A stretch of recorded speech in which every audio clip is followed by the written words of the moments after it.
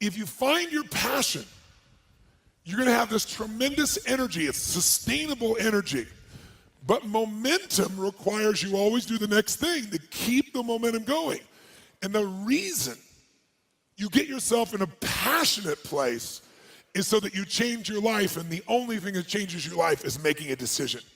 So while you're in this passionate state, that's where you make decisions.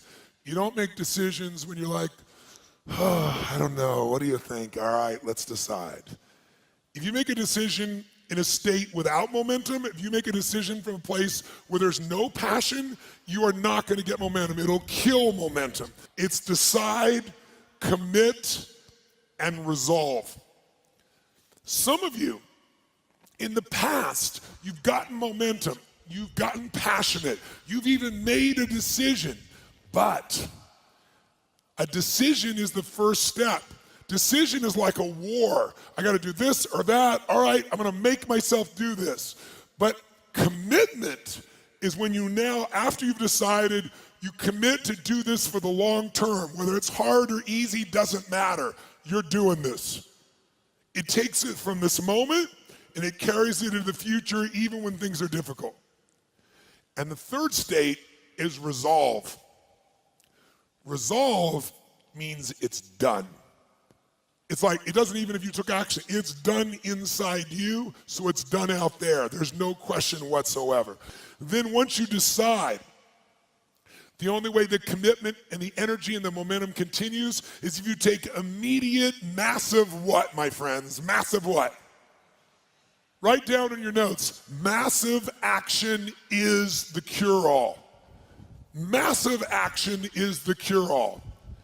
If you're having a difficult time with something, your relationship isn't where you want it to be, your finances are not where you want to be, your body's not where you want to be, your business is not where you want to be, you need to take massive action. And if that doesn't work, try something else. If that doesn't work, try something else. Keep going with massive action and you will find the way because it will give you momentum.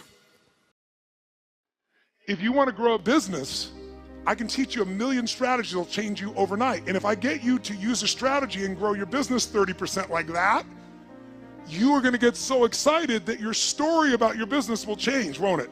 You're like, I can rip this open. I'm gonna make this thing 100% more profitable. That's why 80% of those people, I can grow them 30 to 130%. Because once I get into momentum, people's story changes. And when their story changes, the third and most important thing changes, their state. Because that's what really changes it all.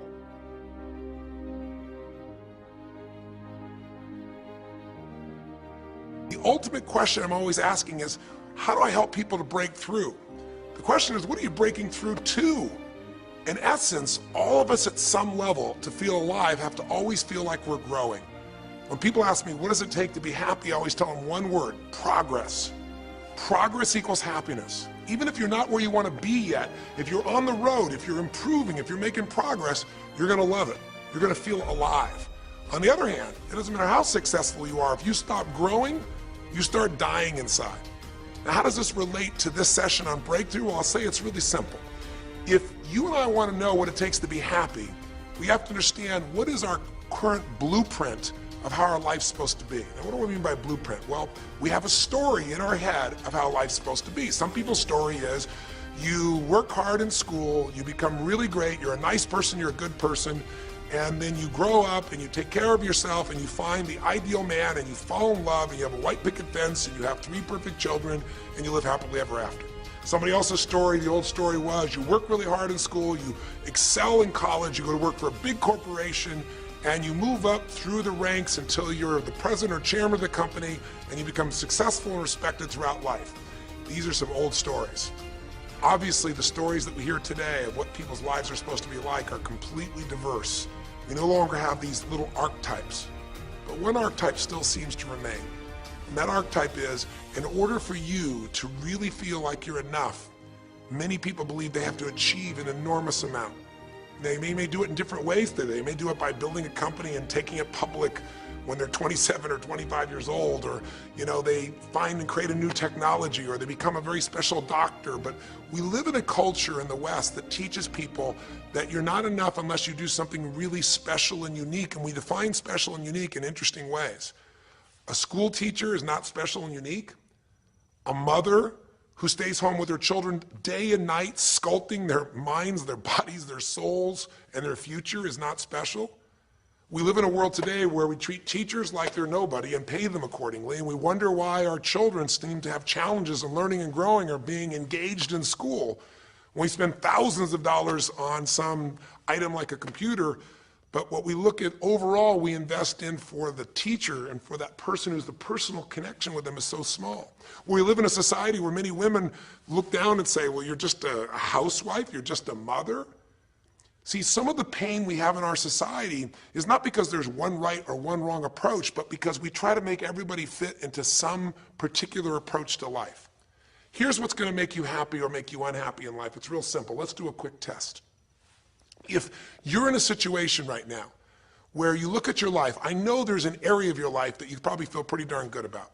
Even if you're not happy with your finances, I bet you feel damn good close to your kids. Or if you're not close to your kids, maybe you don't have any kids, maybe you feel really good about your career. If you're doing not so good in your career, maybe you got a really great body that you've trimmed down or strengthened up, or you really shaped yourself the way you want, muscularly, or in the way you look. Or if that's not happening, maybe you feel a really special connection with God, or really close to your mother or father or your family, whatever. Almost everybody has an area of their life they feel really good about if they're honest and if they're fair to themselves.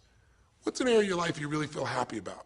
And I want you to think about it for a moment, truthfully. What's an area in your life today that if you wanted to be happy about it, you really could feel proud about it? You could feel like it's an area you're doing darn well in. And if you're really hard on yourself, there's still an area. What's an area? I want you to think of it right now. And I want you to think of that area, whether it's your body or your finances or your career or your intimate relationship or your relationship with your kids or your relationship with your creator, whatever it is. I want you to think about, why are you happy with that area of your life right now today? Why are you happy with that area of your life right now today? Really think about it. If you were in a seminar with me, I'd have you write this down. And if you can put me on hold here for a second, because I'd like to reveal to you what the formula is for happiness. And if I say there's a formula for happiness and here's what it is, you're going to go, yeah, sure, that's what he says.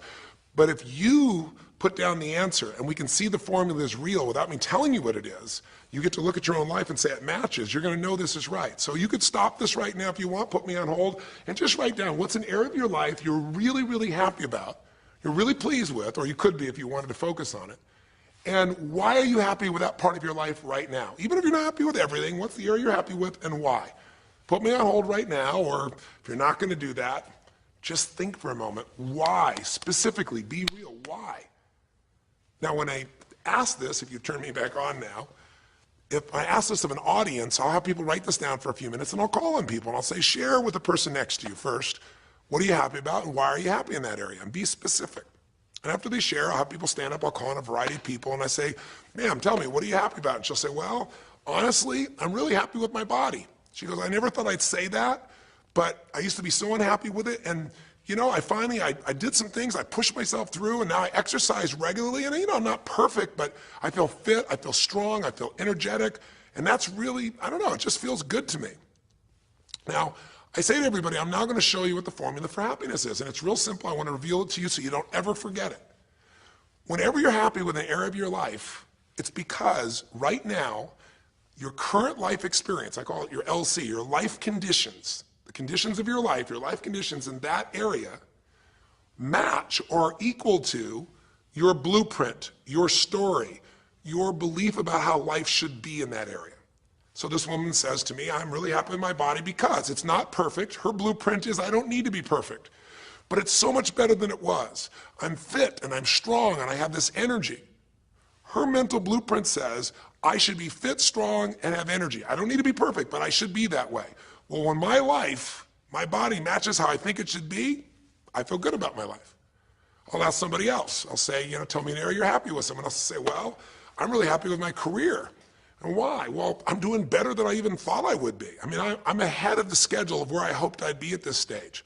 I'm working at this level in this company, and I have these skills and this ability, and it's even better than I thought. Well, once again, listen, this person's happy with this area of their life because their current life conditions in the area called their career are even better than they expected they would be, better than their blueprint, better than their belief of how it should be. If it's really better, you tend to be over the moon. One woman would say, you know, I gotta tell you, I said, I'm the happiest I've ever been in my whole life. How come? She goes, because I have this man in my life and I'm in love with him and he loves me and I can be myself with him. And we have this incredible intimacy and this passion and we want to be with each other all the time and I never get bored with him. Well, what's her blueprint? You want to be with somebody that you can have total intimacy with, somebody who you love and loves you. Those are part of her rules, her beliefs of how it should be. She said, you know, it needs to be, I never want to be with anybody else. I want to be with them every moment. Her blueprint about how life should be and the way she lives, her relationship's even better than she hoped. When it's better than you hope, you're going to be totally excited. So think about this then. What's an area you're not happy with? Let's see if we can find the formula for unhappiness. If the formula for happiness is to be able to meet your expectations or exceed them, that really makes you excited, but to be happy, you gotta at least meet it. It doesn't have to be perfect, but if you generally are meeting what you expect you want from your life in that area, you feel good. Life conditions match blueprint, feel good. So what makes you feel bad? What creates pain, stress, frustration? Real easy way to figure it out. Answer this question. What's an area of your life you're not happy with? I mean, be honest with yourself. And even if your life is great in all kinds of ways, I'm sure there's an area you'd like to improve. Anybody who's honest, if they're doing great in their career, very often they don't take care of their body so much. If they're really focused on their body, you know, very often they find themselves in a position where they're not spending enough time with their kids. Or if they're spending time with their kids, their intimate relationship's not doing so well. Because it's the nature of human beings to focus on areas they feel comfortable with and strong in and give those time. And the areas they don't feel so strong and they go, I don't have time for it. What they're really saying is, I don't feel very competent in that area. So what's an area of your life that you are not as happy with? I mean, it's healthy, honestly, to look at areas and say, I don't like it, I want more. This whole concept of a breakthrough is about how do I close the gap between where I am right now and where I want to be.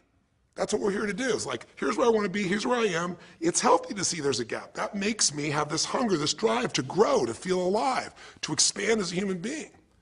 So is it your body? Is it your finances? Is it your career? Is it your spiritual life or lack thereof in terms of feeling connected in that area? Is it your kids? Right? What's the area? What's the area that's not where you want it to be? And then answer for a moment, why aren't you happy with that area of your life right now? Why specifically today are you not happy with that area of your life at this stage of your time of your life? Again, you can stop this and write it down. Might be useful for you. Or if you're going to keep it running, stop it and you'll turn it right back on and I'll kick into it. Do that now. Or if you kept it running, then I'll give you what happens. I have people write this down and they don't like this exercise so much. Well, I don't like my body, or I don't like my finances, I don't like my career, or I don't like the person I'm in a relationship with, I don't like myself the way I'm in relationships. Why? And they write it all down. Have people share back and forth. I call on people and the lesson's pretty clear. I tell people in advance, here's the formula for unhappiness. I'll show you before you do anything else. When your life conditions, the way you're living your life today, does not match, it doesn't equal your blueprint, your story of how it's supposed to be, then you're going to have disappointment, frustration, or pain. If your life is way different than the way you think it's supposed to be, you can have enormous pain. If it's a little different, you might feel stressed. Make sense? So people stand up and they say, tell me, what's the area you're not happy with? The person says, well, I'm really not happy with my finances. And I go, why? And they say, because I'm doing worse now than I was 5 years ago. I made mistakes in the market, and at this stage of my life, I should have this much money, and I don't have it, and I don't know how to change it, and it's making me crazy. And why are they crazy? You say, well, because they don't have their economic needs met. No, you can not have your economic needs met, and you can still be okay. But when you have an idea, this is what my need is, and I did the wrong thing, my life doesn't match how I'm supposed to be, that's when people get a little crazy. See, think about it. If you grew up taking care of folding your own clothes, making your own meals, going to the store, doing the grocery shopping, cleaning the bedroom, cleaning the house, vacuuming, taking out the trash, and you did that your whole life, then if you have to do that later on, you don't feel like you have economic pain because you don't have a maid. But if you grew up in an environment where everything was done for you and you never have to work, and now suddenly you have to work incredibly hard to just pay enough money to pay your bills, and all of a sudden food is building up and the house is dirty and your clothes aren't folded and nothing matches, you might find yourself really angry and frustrated because you have a different story about how life's supposed to be than how it is. Someone else will say, well, I'll tell you why, because I'm in a situation now where, I'm 30 pounds heavier than I should be. Should be is the key word. There are people in all cultures who love being big. There are people that will walk around and someone else might think they're massively overweight, but they're going, I own this, honey, and they really, truly, they match their blueprint. Big is beautiful, because their idea is big is beautiful. I'm big, that's beautiful, matches my blueprint. Rock and roll, I'm happy as can be. Somebody else can look like a twig and be stressed out saying, I hate my body. Because their blueprint says I should be the skinniest thing on earth and I'm not skinny enough. Am I making sense? When your life conditions don't match your blueprint, you're gonna have pain. But here's when you suffer. When I ask people, who here has been through the dark night of the soul? Who's been here in a situation where you feel like life isn't worth living, or we feel like a pain that just will never go away? And a lot of people write down those experiences, like Joaquin. So you'll begin to understand what the issue is I'm talking about here. Joaquin, if you recall, was in a situation where this man felt like there was no reason to live. He couldn't work, he couldn't do anything, his life was worthless. Why did he think that? Because he had a blueprint. And his blueprint said, I need to be an NBA basketball player, at least a professional basketball player. I need to be able to make money and have this great lifestyle, because that's what makes me worthwhile as a human being. That's what makes my family respect me, my mother, my uncles, my aunts. I'm the successful one in the family and I make the money. I support everybody. He's a good man. He didn't come just to be successful. He took care of his mother, his family. He tried to be an inspiration for people. Joaquin Hawkins is a man who was always going out on his free time and training kids and showing them the pathway to freedom, how they could play basketball and get free like he did and get out of the inner city. So this man is not a selfish man, but he knew this is the way to be worthwhile. This is the way to be able to give to people. This is the way to take care of your family. And all of a sudden, one night, what happened? That way was taken from him. He has a stroke. And in the middle of the night, his life conditions make it impossible to be who he has to be, or he feels like he's worthless. You get it? We have an identity. We have a story of how we're supposed to be. And if life somehow gets in the way of that story, we feel pain. But if we feel we have no control, that's when we go into suffering. See, it's one thing to say my life doesn't match my blueprint, I gotta lose weight. That might stress you out. Or my life doesn't match my blueprint, I'm not in a relationship, I gotta get in one. That might motivate you even. You might not like it, but you're gonna find a way to get in one. Or my career doesn't match how I should be, you could change it. But when you start believing that your life doesn't match your blueprint and you have no control to change it, you're helpless, that's when people suffer. And so this week, for your breakthrough, it's a chance for you to start to take a look at your blueprint anywhere you're really having pain. Hey, look, if you're doing great in some area of your life, celebrate it, of course, and I'm sure there are many areas you are. But life is really a series of growth spurts.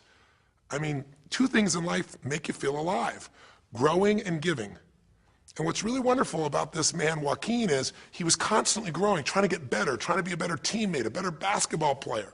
Think about it, when he didn't make the teams and he didn't make the NBA, he didn't give up, he worked even harder. The guy was always striving to become something. And he became it, and he achieved it, and then life took it from him. Isn't that the common denominator with so many of the people in the stories of this 6-part series that you saw, these 6 specials? I mean, Frank and Kristen had a blueprint of what life was supposed to be about. We're supposed to get married and have children, and we're gonna have our own business. And all of a sudden, life doesn't match the blueprint. And suddenly, there's depression. Because in their case, they said there's nothing we could do. But they were wrong. They were wrong because they discovered, and Frank discovered, I can make a difference to my wife. The chair, even though I didn't create this and didn't ask for it, this chair does not define me. I can become more than I was before. I can have the impact with my wife. I can have children. We had to change his blueprint because we couldn't change all the conditions of his life. Does that make sense? I couldn't get him to physically walk again. Maybe someday he will, but we can't count on that. What we got to count on is that he can be fulfilled by seeing he isn't helpless. And I did that through a series of experiences that violated what he thought he couldn't do. The same thing was true with almost every one of the people we worked with at some level. And in Joaquin's example, it was also true. Joaquin said, well, I can't ever have this quality of life again because I'm not a professional basketball player. And he was locked into that mindset, and all of us get locked at times. But to his credit, to a system of steps, we were able to break him out of that. We were able to get him to see that he isn't helpless. Because here's your choice. Watch this now. If you're suffering, if you're in pain, your life doesn't match how you think it should be, and you think you're helpless to change it, now you have only 3 choices. Choice 1, blame something. And that's what Joaquin did, if you recall. He blamed his coach, he blamed what happened to him, and of course these things were outside his control. But he blamed his coach, and a big part of the healing, if you watch this session, was bringing his coach in and getting him to see, hey, you know what, all that anger, all that resentment inside of you, Joaquin, A, it's not based on the truth, and B, like Nelson Mandela said, having resentment in your soul is like drinking poison and hoping that your enemy will die. It doesn't work that way. And when Joaquin was able to break out, his breakthrough was a change in perception, to realize this coach wasn't stopping me. I just felt like I lost everything, and so I don't know how to change it, so I'm looking for something to be mad about, someone to blame, so I don't have to blame myself, or I don't have to feel so helpless. Because when you're angry, you don't feel so helpless. You feel strong for the moment, even though it's a fake strength. When he was able to make that breakthrough, he could stop blaming, because these are your 3 choices. When life doesn't match how you think it should be, blame something. An event, someone else, or yourself. As we talked about earlier in the series, blame games just destroy you. There's no progress when you blame. For the moment, you feel okay, but nothing changes. What are your real choices? You only have 2 choices in life. If life doesn't match your blueprint, you either have to change your life. That is, you got to say, you know what, my body isn't there, I'm going to go work out. My relationship isn't there, I'm going to change it. I'm not making what I got to make, I'm going to retool, I'm going to get a new skill, I'm going to go back to school, I'm going to start a business, I'm going to do something.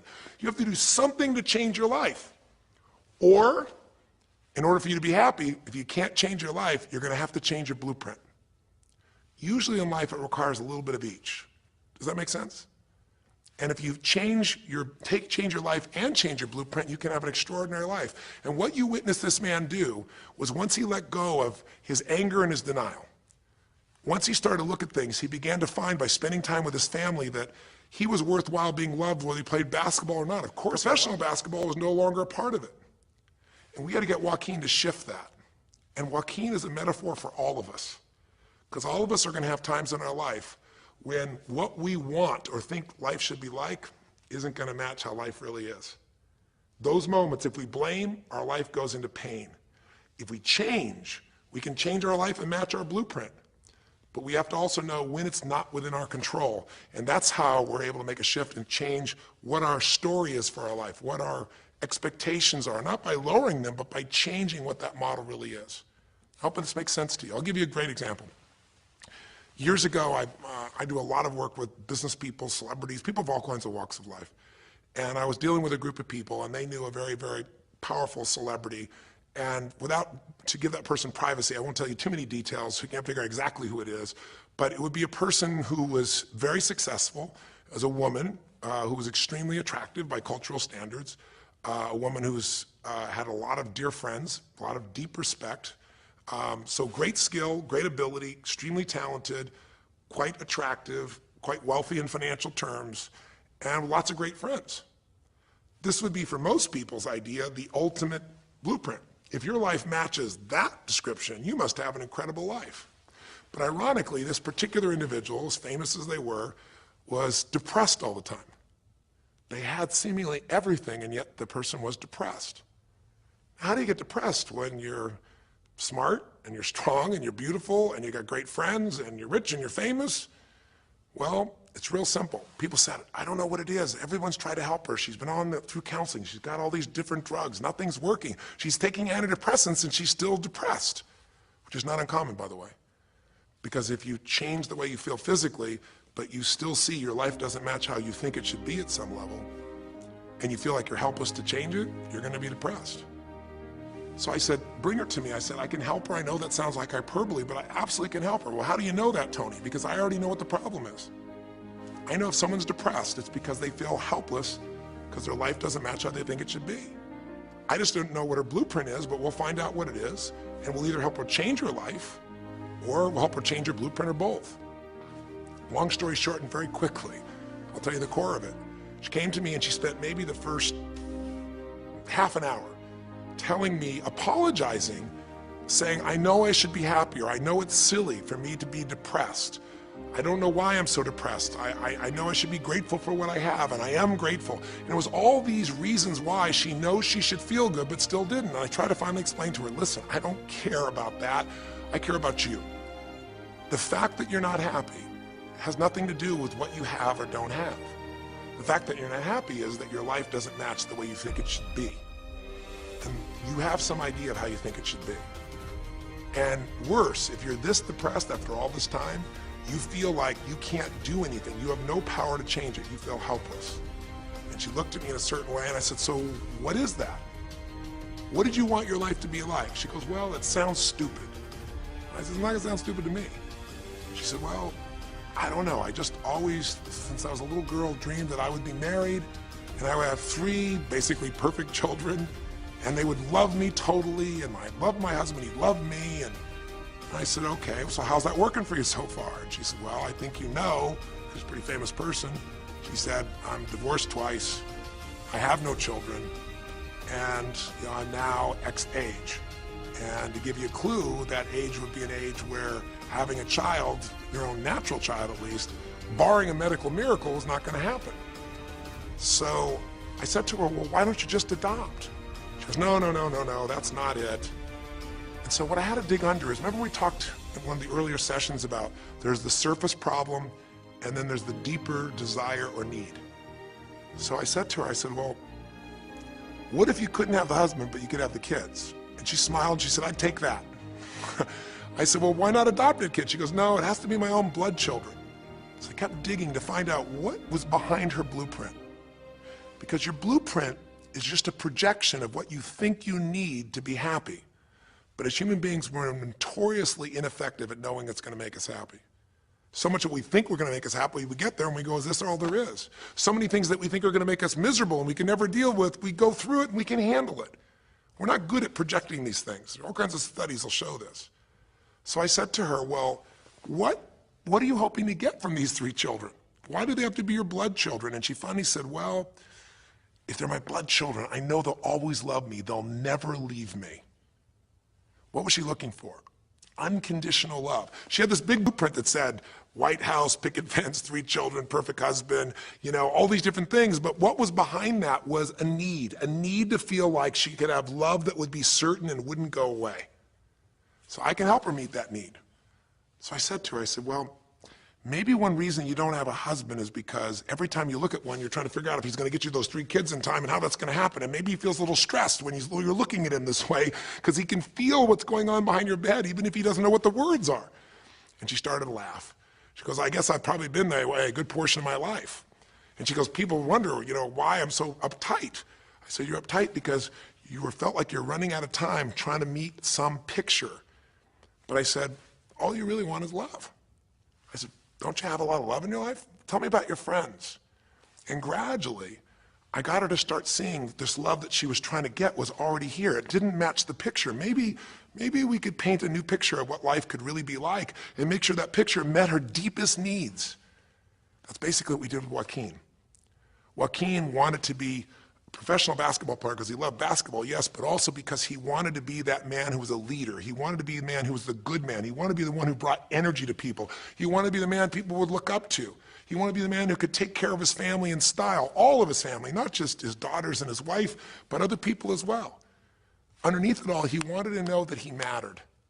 And through the process that you saw in this show, he began to find out that he didn't need to be angry at the world, that yes, his blueprint was taken from him, but his soul and his ability to be a special human being that could touch other people was not taken from him. That maybe his real gift was his ability to inspire young kids, his ability to get himself to do whatever it took. How did he become a professional basketball player? Unbelievable discipline, unbelievable drive. He started bringing that to picking up trash, and the game started to change. He started to have fun there. He could come home and take care of his kids and pay his bills.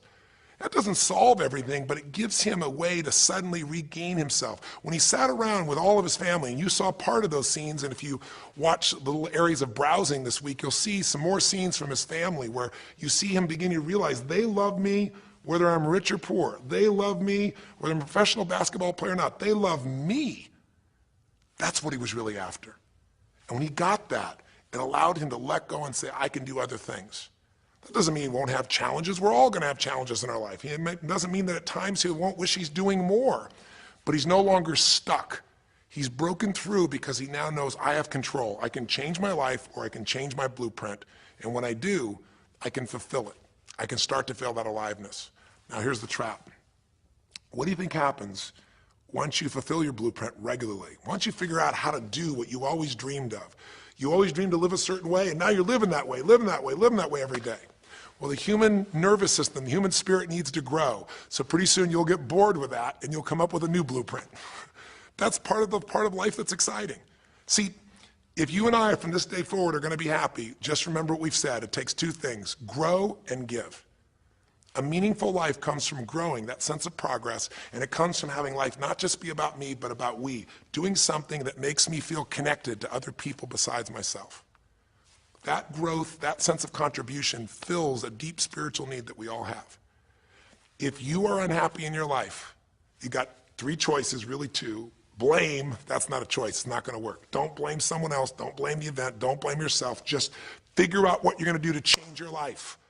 That's my specialty. If you like my coaching or my team's coaching, come visit with us. Come to an event. Come get a coach. Come through a program, and we'll guide you through it more than just a few minutes like this, and we'll do it directly, an environment that'll shift you. Or change your blueprint. You're going to have to rewire what's going on inside, and that's what we focus on as well. So I hope this journey has been an interesting one for you. I hope it's opened up your eyes to what it takes to go from where you are to where you want to be. It takes changing your emotional pattern. It takes bringing presence to your life. It takes realizing you have no problems compared to somebody else and putting your life in perspective. It takes the ability to deal with those extreme stresses that happen in your life by questioning your limiting beliefs. And again, we'd love to coach you and show you how to change those in a permanent way where it happens automatically, just like lifting weights so often until the muscle's always there and you find yourself able to follow through. It takes for you to be able to figure out how to deal with crisis and how to turn it around. It takes facing your fear. It takes pushing yourself through what used to stop you. It takes putting yourself in a position where you connect to what's more important than just yourself, what you value than just yourself. And it takes, I think in this case also, the ability to realize that no matter what happens to you, you're more than that moment. You're more than the story you think you're supposed to be. And that even when you're not matching what you think you need to be, maybe there's a reason for that. Maybe you're having to find a different part of yourself that's going to fulfill you at a much deeper level. Sometimes failing to get your goal gives you your destiny. I can't tell you how many people I've known over the years who had an idea of what they thought their life was supposed to be like, and they didn't achieve it, and they felt miserable and upset and frustrated, and one day an opening happened, and they went, oh my God, thank God that didn't happen. I think it's Garth Brooks had a great song, and it's a song about when he was in high school, and he was in love with this girl, infatuated with her, and she didn't even know that he existed. And he prayed to God every day that she would notice him, that she would fall in love with him. And then sure enough, she never did. He was so disappointed. His blueprint didn't match. His life didn't match it because she didn't even know he existed. And he felt this suffering. He could do nothing to turn it around. Well, 15 years later, he became a guy named Garth Brooks, somebody everybody knew, and he could rock, stadiums with his energy and his song and his music. And he goes back to be at his high school reunion. I think it was his 15-year reunion, if I remember correctly. I don't remember the exact year, but all I remember is he said he saw that woman that he was so obsessed by. He was looking forward to seeing her. And now he was Garth Brooks, and he met her. And after he met her and spent some time with her, he wrote a song called Thank God for Unanswered Prayers. Sometimes not getting your blueprint's the best thing that ever happened, because the disappointment drives you to find something more important inside of you. Or not getting it makes you look for another aspect of your life, a spiritual aspect, a family aspect, a physical aspect. If you can just trust that life doesn't happen to you, it happens for you, then you can find in any situation a benefit that can take your life to the next level. I don't care if you're Frank and Kristen. I don't care if you're, Mandy and Scott. I don't care if you're Joaquin and Kim. Every one of us in our life is going to face situations where it feels like we have total trauma, something that's been taken from us. The real question is, what are you going to do with it? Some people just live in their story of what they don't have, and they have the right to do that. If Frank and Kristen lived in pain and felt bad, we'd all say they have the right to do it.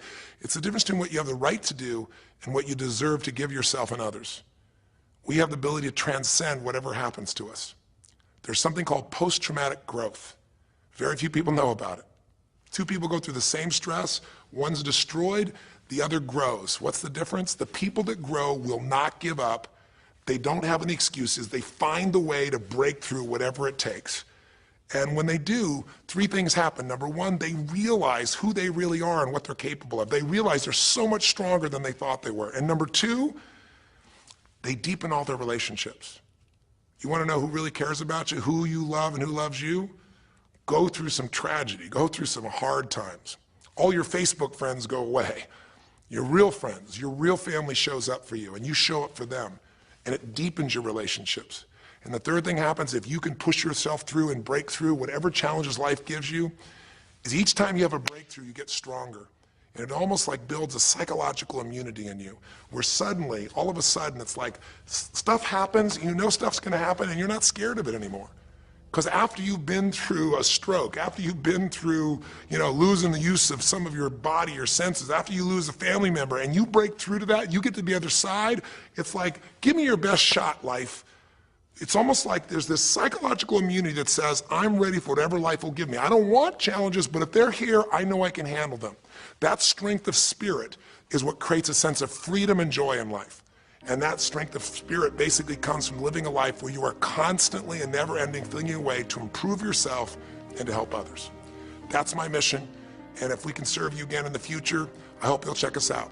There's 3 ways you can continue to participate with us. You can come to an event, come have an experience with us live at a weekend at our Unleash the Power Within or our Date with Destinies.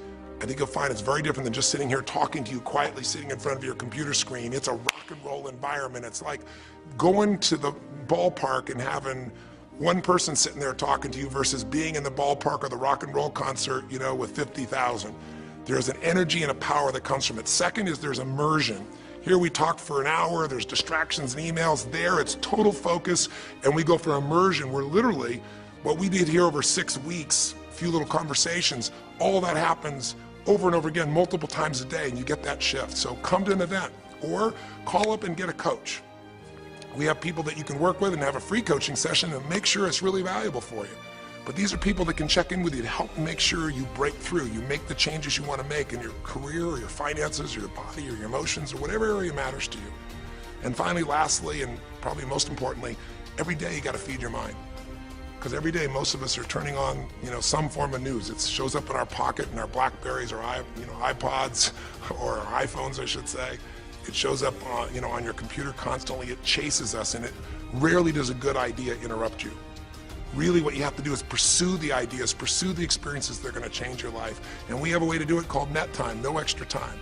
A way where you can keep feeding your mind the stuff that really matters with some products or services. So if you're interested in any of those things, be sure to click on your interest of an event or interest in having a free coaching session, or maybe try one of our audio programs, because the other challenge here is with video, you got to sit here potentially and watch me, but with audio, you can do it while you're working out, you can do it while you're cleaning the house, you can do it while you're driving in the car, while you're getting to work. We'd love to continue serving you in any way we can. I know I've gone long in this session, but I really want you to think about, how can I give my life the way I want it to be? The way I do it is I figure out what my blueprint is and I update it for what life is. I change my life, match my blueprint, and suddenly my life feels full and alive.